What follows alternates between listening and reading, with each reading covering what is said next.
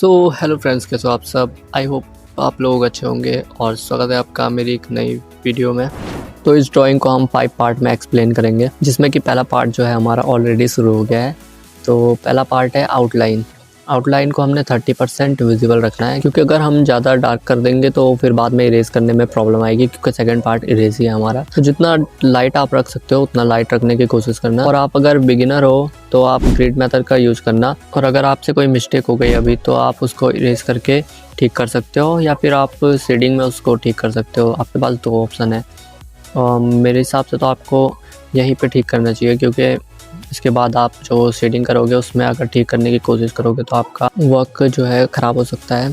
तो आप यहीं पे उसको ठीक करने की कोशिश कीजिए। आप लोग आउटलाइन को जितना ज़्यादा परफेक्ट बनाने की कोशिश करोगे आपकी ड्राइंग भी उतनी रियलिस्टिक लग के आएगी, क्योंकि इसके बाद जो स्टेप्स है वो बहुत ही ज़्यादा ईजी स्टेप्स हम कह सकते हैं उनको।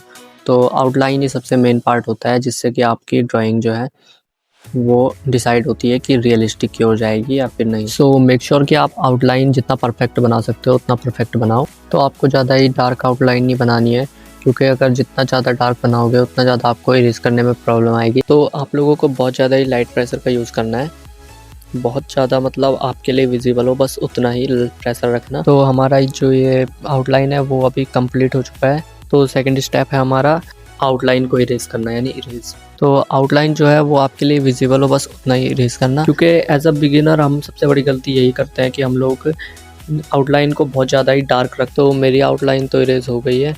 और अब थर्ड स्टेप जो है हमारा वो है लेयरिंग। तो 2B पेंसिल से आपको बिल्कुल लाइट प्रेशर के साथ उसको पूरे ड्राइंग में या पूरे आउटलाइन के अंदर आपको फिल कर देना है। तो बिल्कुल लाइट प्रेशर के साथ आपको ये सब करना है, क्योंकि अगर डार्क प्रेशर आप लोग अप्लाई करेंगे या फिर कहीं पे डार्क करेंगे कहीं पे लाइट करेंगे तो आपकी ड्राइंग बिल्कुल रियलिस्टिक नहीं दिखेगी। तो 2B पेंसिल की एक लेयर देने के बाद हम लोग इसको पेपर स्टम्प से ब्लेंड कर लेंगे पूरा। और ध्यान रखना कि कहीं पे डार्क ना हो जाए ज़्यादा, या फिर कहीं पे बहुत ज़्यादा लाइट ना छूटे। तो इसके बाद हमारा आ गया है पार्ट 4 हाईलाइट। तो हाईलाइट में कई लोग कंफ्यूज हो जाते हैं, तो मैं एक बेसिक सी ट्रिक बताता हूँ हाईलाइट के लिए। तो ये जो कोई भी शेप होती है उसके या तो टॉप पे हाईलाइट होता है या फिर कहीं नहीं होता, या फिर कोई एरिया होगा जो फिर थोड़ा सा ऊपर को उठा होगा, तो वहाँ पे भी आप लोग हाईलाइट का यूज़ कर सकते हो। तो हाईलाइट तो हमारा हो गया है ड्राइंग में। तो इसके बाद लेयरिंग हमको दोबारा करनी पड़ेगी। जहाँ पे आपको ज़्यादा डार्क दिख रहा है वहाँ पे आप लोग 4B पेंसिल से आप लोग डार्क कर लो। कोई शेडो वगैरह होगी या फिर कोई पार्ट ऐसा है जो अंदर को आपको दिखाना है कि ये गहरा है, या फिर आपको उसमें डेप्थ दिखानी है, तो आप लोग उस जगह पे 4B पेंसिल का यूज़ कर सकते हो। 4B पेंसिल या फिर कोई भी डार्क पेंसिल का यूज़ कर सकते हो, पर लेयरिंग के हिसाब से आपको करना होगा। तो इतने में ही आपकी ड्राइंग थोड़ी बहुत रियलिस्टिक दिखने लगेगी। आपको भी लगेगा कि भाई हाँ ये ठीक हो रहा है अभी। और मैं तो जहाँ पे मेरे को लग रहा है कि 4B पेंसिल का यूज़ करना चाहिए मैं कर रहा हूँ। और अपनी ड्राइंग को कभी भी डार्क करने से मत डरो। जितना ज़्यादा आप डार्क करोगे, जितना ज़्यादा उसमें डेप्थ दिखाने की कोशिश करोगे, उतनी आपकी ड्राइंग रियलिस्टिक लग के आएगी। और सबसे बड़ी चीज़ है ऑब्जर्वेशन जो है आपकी बहुत अच्छी होनी चाहिए। और अब ये देखो मेरे यहाँ पे ड्राइंग में आपको एक मिस्टेक जो है वो दिख रही होगी, शायद कई लोगों ने नोटिस किया होगा, कई लोगों ने नोटिस शायद नहीं किया होगा, पर मैं उस चीज़ को बाद में कवर अप करूँगा। तो सच बताऊँ तो वो मिस्टेक मुझे भी नहीं दिखी थी, मेरे फ्रेंड ने बताई थी मुझे कि भाई यहाँ पे आपको थोड़ा इम्प्रूव करना चाहिए, ये पार्ट जो है आपका थोड़ा, या फिर जो ये हैंड है आपका वो बहुत ज़्यादा ही मोटा लग रहा है। तो इतना किसी का होता नहीं है हैंड मोटा, और आप इसको सुधारो। तो मैंने ऑन कैमरा में कर नहीं पाया, रिकॉर्ड नहीं कर पाया उस चीज़ को, तो फिर उनके कहने पे मैंने वो गलती को सुधारा था। फिर उसके बाद जो है मेरी ये सेकंड मिस्टेक जो है, ये हैंड का पीछे वाला जो एरिया है यहाँ पे भी बहुत अलग ही मतलब वो लग के आ रहा है। ऐसा लग नहीं रहा कि वो हाथ का ही पार्ट होगा। तो ड्राइंग पूरी कंप्लीट होने के बाद मैंने उसको दिखाई थी, तो उसने बोला कि भाई ये चीज़ें हैं जो है आपको सुधारनी चाहिए। तो मैंने उसके बाद उसको सुधारा।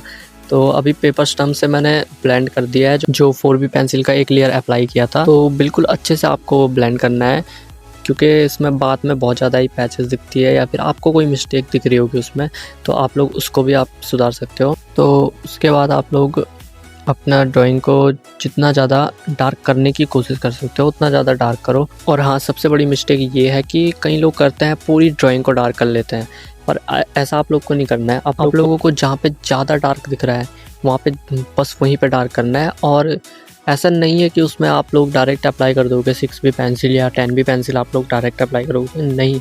उसको पहले आपको 4B पेंसिल, फिर आपको 6B 8B ऐसे करके आप लोग को करना होगा, तभी आप लोग की ड्राइंग में डेप्थ नज़र आएगी।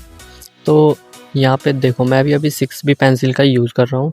जहाँ पे मुझे लग रहा है कि बहुत ज़्यादा डार्क चाहिए मुझे, तो वहीं पे मैं अप्लाई कर रहा हूँ। जो कॉर्नर्स होते हैं वहाँ पे तो डार्क होता ही है, तो मैं वहाँ पे भी इसको अप्लाई कर रहा हूँ। आप पेंसिल से कर रहे हो या पेन से बना रहे हो ड्राइंग, तो दोनों चीज़ में सेम ही होता है, आप लोग को सेम ही चीज़ करनी होती है।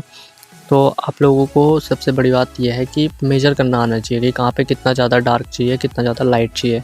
बिना डार्क और लाइट के तो कोई भी चीज़ आप लोग डेप्थ नहीं दिखा पाओगे उसमें, और आप लोगों की ड्राइंग भी एकदम फेड सी लगेगी। तो मेरी ड्राइंग भी काफ़ी हद तक रियलिस्टिक लगने लगी है, क्योंकि मैं इन सब स्टेप्स को फॉलो कर रहा हूँ। फॉलो करते हुए चलोगे, ड्राइंग ज़्यादा टफ नहीं है, बस हम लोग उसको कॉम्प्लिकेटेड कर देते हैं। जैसे मैं पहले सोचता था कि यहाँ पे कौन सी पेंसिल यूज़ करनी चाहिए, मतलब मुझे नहीं पता था कि 6B पेंसिल का क्या यूज़ है, 8B पेंसिल का क्या यूज़ है, या 10B पेंसिल का क्या यूज़ है।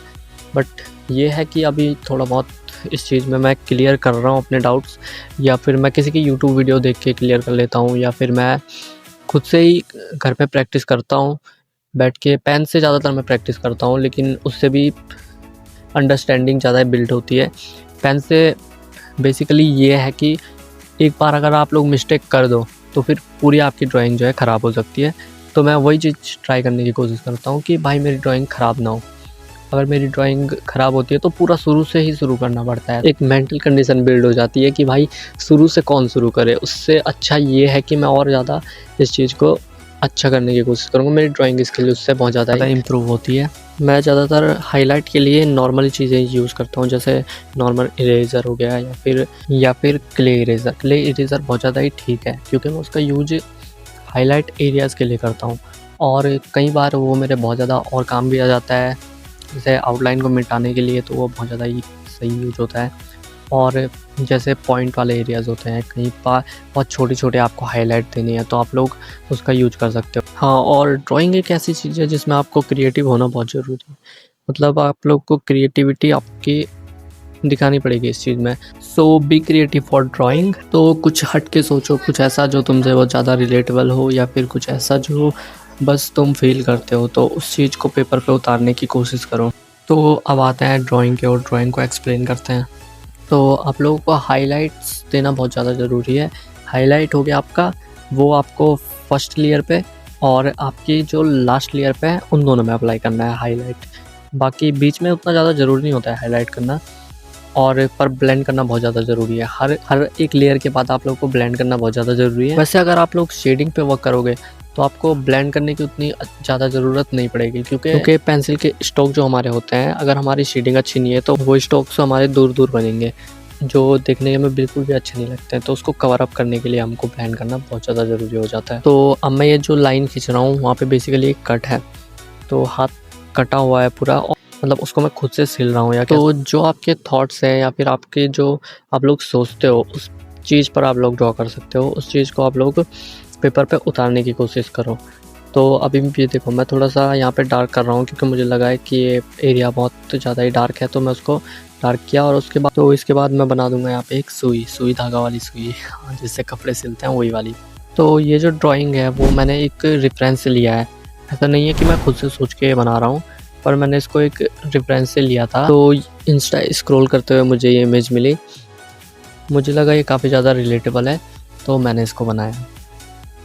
तो आप लोग भी किसी को कॉपी करने से अच्छा ये है कि आप लोग कोई अपना थॉट्स हो सकता है, या फिर आप लोग चैट जीपीटी या फिर कोई ऐसा एआई का यूज़ करके भी बना सकते हो कि आपका ये थॉट है, इस पे कोई इमेज बना के दो, फिर आप लोग उसका ड्राइंग कर सकते हो। तो ड्राइंग अभी कंप्लीट होने वाला है। तो इसमें मुझे चाहिए थे कुछ डार्क एरियाज़, मुझे दिख रहे थे जो कि मुझे लगा कि बहुत ज़्यादा डार्क, तो उनमें मैंने 10B पेंसिल अप्लाई की। तो जो एरिया डार्क था उसको मैंने और ज़्यादा डार्क करके ब्लेंड कर दिया, और उसके बाद जिस एरिया में शेडो पड़ रही है उस एरिया को हमें और ज़्यादा डार्क करना पड़ेगा। तो ड्राइंग में जब डेप्थ ऐड कर रहे हो या फिर वैल्यू ऐड कर रहे हो, तो आपको बिल्कुल भी घबराना नहीं है कि इससे ड्राइंग ख़राब हो जाएगी या फिर कुछ भी होगा। आप उसको इरेज कर सकते हो बाद में, या कोई भी इरेज़र है आपके पास तो उसका यूज करके आप उसको ठीक कर सकते हो। तो वैल्यू ऐड करने के बाद आपको ब्लेंड ज़रूर करना है एक बार। तो हमने कर दिया यहाँ पे ब्लेंड, और उसके बाद हमको करना है यहाँ पे कुछ डॉट्स बनाने हैं हमने। तो डॉट्स हमने बनाने हैं क्रॉस पैटर्न में। क्रॉस पैटर्न में इसलिए बनाना है क्योंकि उसके बाद हमें उस पर टाँके या फिर धागा, आप जो भी उसको कह सकते हो, वो लगाना है। तो मैंने तो वो पेन से ड्रॉ किया है, लेकिन आप अगर कलर का यूज करना चाहते हो तो आप कलर का भी यूज कर सकते हो वहाँ पे।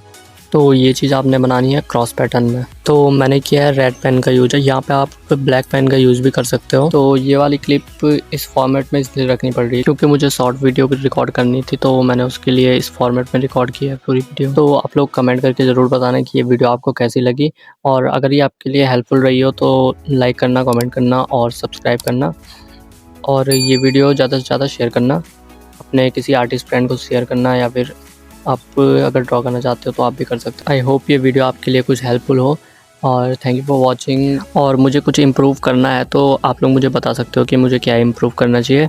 और हाँ, अब से रेगुलर वीडियो आएगी इस चैनल पे, और लॉन्ग वीडियोस भी मैं एक दिन में 2 डालने का ट्राई करूँगा, क्योंकि बहुत सारी ड्राइंग है, एडिट करनी है, पड़ी हुई है वो मेरी गैलरी में ऐसे ही। तो मैं आपसे एक दिन में 2 वीडियो डालूँगा, और मिलते हैं नेक्स्ट वीडियो में। तब तक के लिए अपना ध्यान रखिए और बाय बाय।